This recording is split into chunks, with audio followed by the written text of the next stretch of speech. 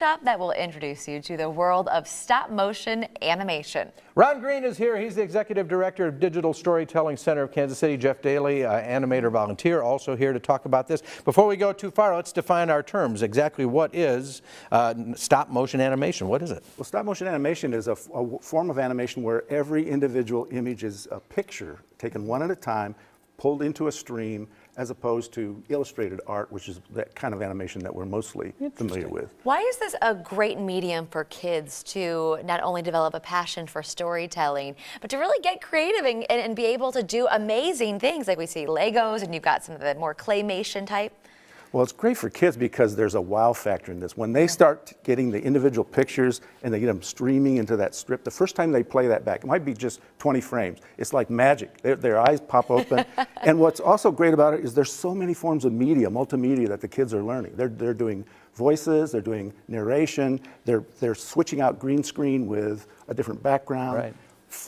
A full amount of multimedia that gives them the skills they need. So much to do. How do you teach them? How do you teach them to do this? Well, I told Ron when we first started this is the most grueling art form. I mean, it's time-consuming, it's labor-intensive, and it's back-breaking. I mean, literally, you're So you're teaching it to kids. You're teaching the kids. You're hunched over it. However, what I love about it involves all the arts. It's photography, writing, music, but on top of it all, it also has kind of the core things of math. You have to know how many frames per second that you're getting from one time to another. You have to, every reaction, there's an action to a reaction and stuff like that. What I like about it is the kids, when they start off, they're just overwhelmed. They're just like, oh my gosh, but then they start playing around with it. But then they'll get into it and all of a sudden it'll be like, we've shot 100 frames. I go, welcome to 4 seconds of animation. And you actually, it also involves a little bit of sculpting too, because you created some cool little figurines.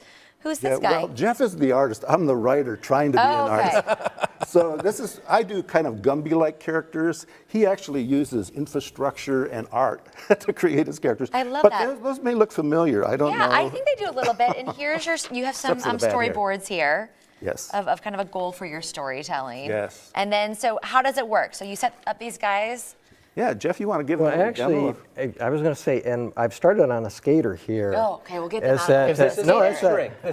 This is the ice rink and stuff like that. And the other thing is you get into it too, we don't want it to be professional. Kids can do it. They come in and they go, I can't do it. And you go, it's very simple shapes. This is more advanced, but what I will do is that you move it just a little bit and I will move the arms. Okay. It's just very little bit as it goes across. And Ron, you can show something that I did with a speed skater. Yeah, this is what he's developed so far. Oh, that is so cool. How long did it take for you to create that one video? That was probably a couple days because you're talking about making a character, you're talking about setting up whatever. And you can also see the character right there. I brought him in because he had a rough night under the hot lights right in front of his channel. He had a rough night under the lights. And it takes a lot of, they have a lot of arms and stuff fall off, but it is one of those things where like Aardman is the one with Wallace and Gromit and stuff like that. They are the gold star in doing this. In fact, they've got early one now. I recommend that people go see it but you see that they will start falling apart. These guys, they do about a second a day.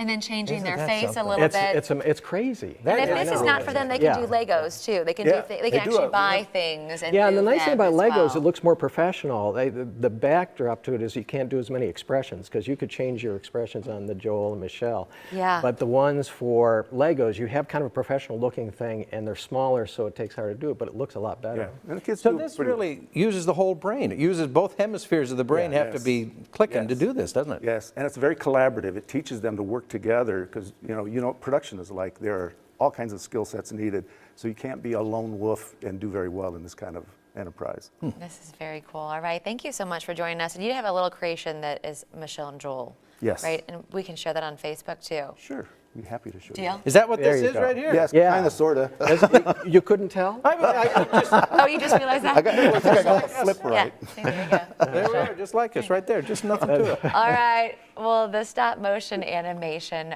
workshop is taking place Mondays in March.